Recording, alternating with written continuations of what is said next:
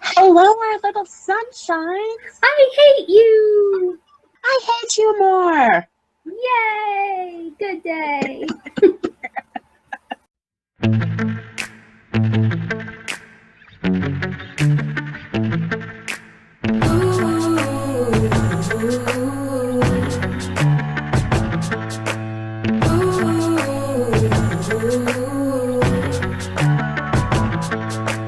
Here we go now, let's make our own way. Now is the time and we'll make it okay. We are finally back with another duo video.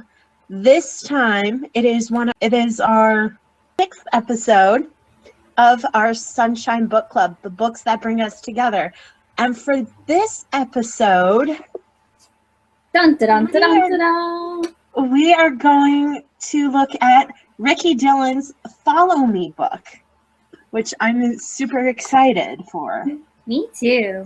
So for those who don't remember how the Sunshine Book Club works, Brooke and I are going to go through 3 different categories. The first category is going to be our favorite quotes, then our favorite chapters, least favorite chapter, and then the overall rating out of 10.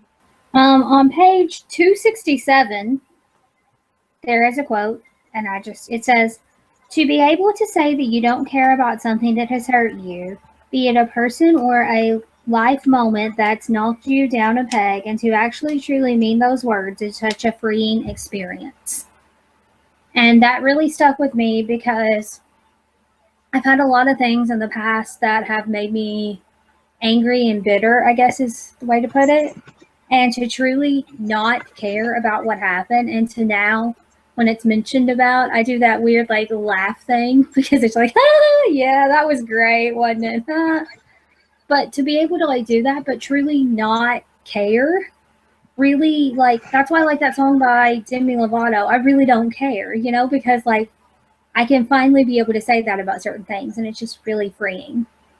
So my first quote is from page 30. And it says, "The most important thing when it comes to fitness, though, is to have fun with it. Sure, it can be tough sometimes, especially when it comes to motivating yourself. But trust me when I say that staying in shape will change your life for the better in many different ways." And more recently than not, that really hits home with me.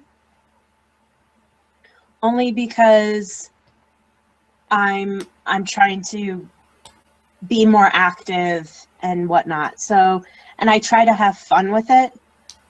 So I think he really makes a good point in saying that. My next quote comes from page 113, and it says, "Taking your first big step is the most important part of any ambitious adventure you decide to undertake." And that really stuck with me because just recently, well, not really, a few months ago, I finally quit the hotel and started at Walmart. And it was like taking my first step into a completely different and unknown world. And it was really scary, but I did it. And you have to be ambitious about it. And I just really liked that. So my next quote is from page 61. He says, "It was my first experience with death, and I had no idea what to do with all my emotions I had. In retrospect, I think I went through all the normal stages of grief, from denial to acceptance, but each step felt like I was floating through a fog instead of truly experiencing the feelings for what they needed to be." And I learned the hard way with a couple of things. About 2 years ago, I probably dealt with more death than I've ever cared to know, and I had a really hard time dealing with it. And I think now, after reading this, it kind of opens my eyes to a lot of things, especially how to probably cope with it. So my next quote is from page 89, and it says, "What's important to remember is that family comes from wherever you decide to make one. Just because you're related to a person, though, through blood, that doesn't automatically make them family." And this really hit home because not only do I have my family here, I also have my internet family with Brooke and Kelsey and Margaret and everybody from the fandom hangout. I also consider them very close friends, like my family, because I'll vent to them, they'll tell me advice, and yeah, I love them all as family. So Carlene stole my last quote, which is fine. I had that one, but I have another one because I do. The other quote that I'll use, since you took my last one, is from page 93. And it says, "More often than not, though, we'd all hang out over video calls. I'd do my homework while they did their own thing in their house. We didn't even need to be having a conversation. It just felt nice having someone in the room with me, or someone's voice and image with me." And the reason that stuck with me is because a lot of my friends live all over the country. And we used to, back a few years ago, we would get on a Google Hangout and we would get on this Hangout and we would watch Glee. And but what was cool about it, yes, we are quote unquote reacting to Glee, but what was cool about it was, no, I never had anybody to watch that show with. So then I found all these people and we would watch the show together and react in our way. If my camera was off and I didn't have anybody to talk to, I'm reacting the same way. So it was kind of like I had this group of people with me to just hang out with me. We don't have to talk. We don't have to say anything. I'm just going to react to this TV show while you sit there in your own house and you react to the same TV show. And we're bonding and we're together. And during commercials, yeah, I may be folding laundry or doing something else. But I literally had somebody there to watch TV with me without actually being there with me to watch TV with me, if that makes sense. And it was just it's a cool experience. So when he talked about like how it's just cool to have their image and voice around, even if they're not physically there. So, okay, well, it's like my favorite segment because for those of you who aren't aware, Ricky's book is made up in segments of it's like random, family, social, health, music, self-empowerment. And each chapter he does like a short little essay, I guess is the word to say it, about each section there. So my first favorite chapter is on page 267, and it's the self-empowerment one there. But that's the one where it talked about him making those music videos to like I Really Don't Care and Ordinary and all that. And about how people's opinions of you don't matter. And like when it comes down to it, it's, do you like what you're doing? Do you like yourself? Cool. Then screw everyone else. Like, that's literally what it was about. Yes, if you need advice or an opinion on, hey, do I look stupid in this? Well, that's fine. Give the advice and opinion. But you have to understand that it doesn't matter what anyone else has to say about you. And I don't know, it was just really cool the way he talked about how he no longer gave a what. Like, that was what the whole song was about. And he no longer gave a what about what he looked like or who was watching him or anything. So I thought that was really cool. One of mine is also from chapter 7, but mine is on page 257, and it was the little random section.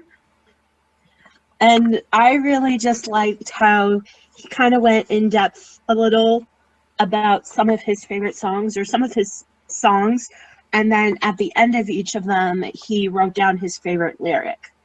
It kind of gives you more in depth of why he wrote the song and whatnot.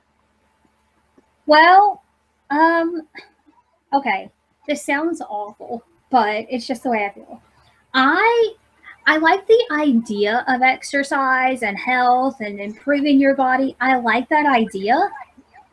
And I wish that my brain would, like, it's just a lifestyle that you have to get in the habit of. And I'm not in that habit yet, where it's like, it's not that I'm not like, you know, whoa, couch potato. But at the same time, it's not something that I'm in the habit of constantly doing right now. And so there was one, and I don't remember where it was at, but there was one where he talked about, which it was kind of cool the way he talked about it. But in another sense, I was just kind of like, where he talked about like joining the tennis team or whatever, and about how he thought he had to be like as good as those people. And his overall message there was good, but there was just something about it that I was like, but you didn't ever have to be like those people. Like, you joined because you like to play tennis. Like, what? I don't know. It wasn't something that just like struck with me, but that could be because I've never played on a sports team. I've never done the health thing. So I guess overall, health would be one of the parts that I just, it was good, but it wasn't, it just didn't do it for me. Totally gonna agree with you. I mean, I'm a fitness person. I'm getting more into doing fitness stuff, but I thought it was kind of a little too much. And like Ricky said in the book, he's not trying to get you into fitness or anything like that. He's just making you aware. I think I could have done a little less of that and more of some of the other sections. Yeah. But you totally hit it all in the head, Brooke. So I would totally agree with you on that. Some final thoughts, Brooke. What is your overall rating for the book? My overall rating, I give it a 10 out of 10, which is surprising considering what I just said. But I give it a 10 out of 10 simply because I liked the way that, yes, he was writing a book. Yes, it was about his life. Yes, there were little lessons thrown in everywhere. But the whole time that he was writing, I felt like he was addressing the fans the entire time, which was something different from other books where they write the funny story or they write about their life or, oh yeah, and I did this one time. He's like, so there was one time where I did this, and then here's my lesson I learned from it, and this is to give you a lesson, and how he included all the challenges and stuff.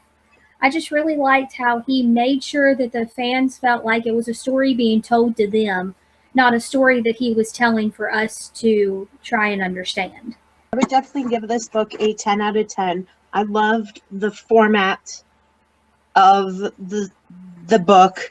I think him putting in challenges in each kind of section brought it more full circle for the fans to read, and more to let everybody kind of get out of their comfort zone. So I really enjoyed that.